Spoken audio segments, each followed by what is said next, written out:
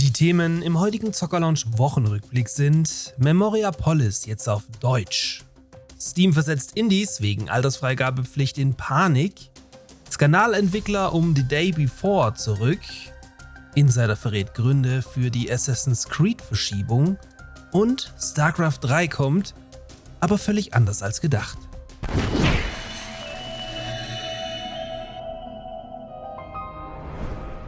Do you hear it? The city is calling. Mit Memoriapolis ist den 5PM Studios aus Frankreich sicherlich ein solider Citybuilder gelungen, der viele altbekannte Mechaniken über Bord wirft, somit etwas Neues versucht und euch daher etwas passiver auf die Entwicklung eurer Stadt einwirken lässt. Das dadurch sehr langsame Gameplay, das zudem leider wenig Schauwerte hergibt, obwohl man ständig gezwungenermaßen warten muss, war so gar nicht meins und kam deshalb bei mir im Review-Livestream nicht sonderlich gut weg.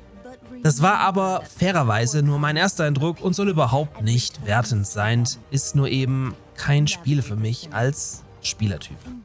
Jedenfalls hatte ich, wie viele andere hier, zusätzlich das Problem, dass durch das Fehlen einer deutschen Übersetzung, gepaart mit unzähligen Fachbegriffen, ich vieles gar nicht verstanden hatte und den Titel bereits nach wenigen Stunden wieder beiseite gelegt habe.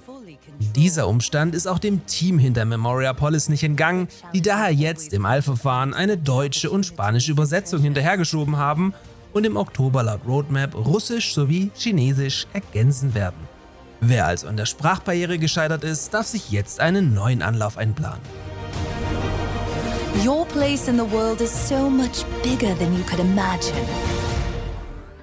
Dieser Wochenrückblick wird euch von Instant Gaming präsentiert. Bei meinem Partner könnt ihr Videospiele in der Regel deutlich günstiger als auf den Hauptplattformen erwerben und so eine ganze Menge Geld sparen.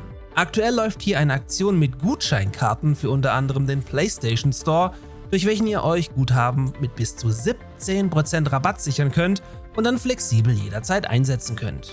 Und das Beste natürlich, mit einem Kauf über meinen Partnerlink unterstützt ihr dabei diesen Kanal hier massiv. Vielen Dank nochmal an dieser Stelle, dass das Angebot von euch so gut angenommen wird.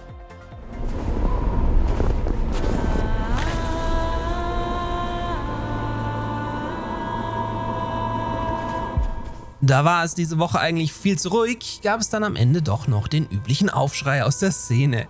Denn PUBG und andere Spiele, die über keine eingetragene Altersfreigabe auf Steam verfügen, müssen in Deutschland am 15. November aus dem Store entfernt werden. Von der neuen Regelung, welche eigentlich schon seit Anfang März bekannt ist, sind vermeintlich vor allem Indies betroffen, die ihre Spiele nie bei der USK oder anderen Portalen eingereicht haben. So polterte hier jetzt überall die GameStar los, um das Ganze dann nach wenigen Minuten wieder zu revidieren. Denn Publisher und Devs können alternativ auch simpel via Fragebogen einen Einstufungsprozess auf Steam direkt durchlaufen, ohne hier viel Geld in die Hand nehmen zu müssen, wie es sich eigentlich auch ohnehin gehört. Abzuwarten bleibt natürlich, wie viele das am Ende verpennen werden, aber eure Spiele sind grundlegend mal nicht gefährdet, also keine Panik, gekaufte Spiele dürft ihr ohnehin behalten.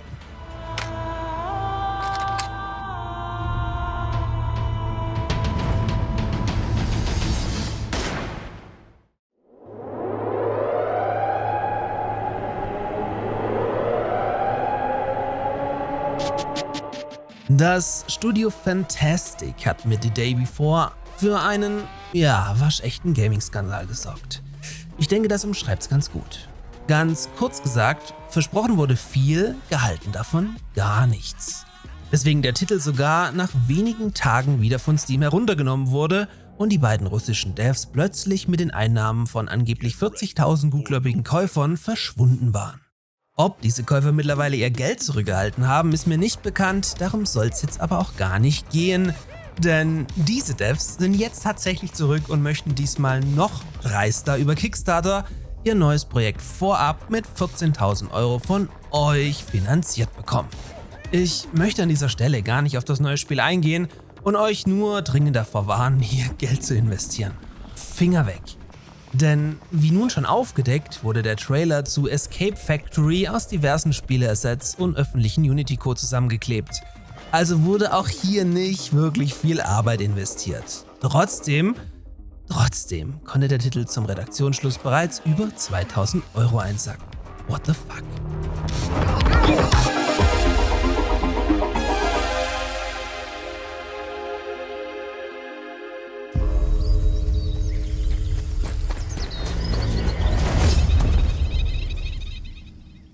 Ubisoft musste die Notbremse ziehen und Assassin's Creed Shadows um Monate nach hinten verschieben. Offiziell, um den Entwicklern etwas mehr Zeit für den Feinschliff zu verschaffen, um nicht die gleichen Fehler wie bei Star Wars Outlaws zu wiederholen. Wie der in der Regel gut informierte Insider Tom Henderson berichtet, ist das aber natürlich nicht der einzige Grund. So sollen die Devs unter dem extrem straffen Zeitplan gelitten haben, was man dem Spiel aktuell noch an zu vielen Stellen ansieht.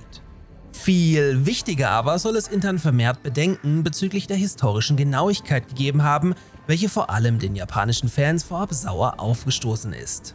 So wird der schwarze Samurai Yasuke massiv kritisiert, weswegen man sogar abgewogen haben soll, diesen komplett aus dem Spiel zu schneiden. Laut Henderson hat man es relativ spät im Entwicklungsprozess Japan-Experten ins Boot geholt und vorher nach der mittlerweile üblichen Ubisoft-Woke-Formel entwickelt. Sprich, das Spiel musste zwingend einen weiblichen und schwarzen Hauptcharakter besitzen, um so viele Spieler wie möglich abzuholen und bloß niemanden zu vergraulen. Go woke or broke. Ganz ehrlich, ist jetzt nur meine Meinung, aber ich wüsste spontan nicht, was mir in einem Videospiel egaler wäre. Aber gut. Dieser Sachverhalt und vor allem weitere historische Fehlgriffe fliegen ihnen jetzt jedenfalls bei den Japanern komplett um die Ohren, welche sehr stolz auf ihre Geschichte sind und bei Playtests angeblich für Entsetzen gesorgt haben sollen. Ob da 2 Monate mehr Entwicklungszeit ausreichen, ist natürlich fraglich.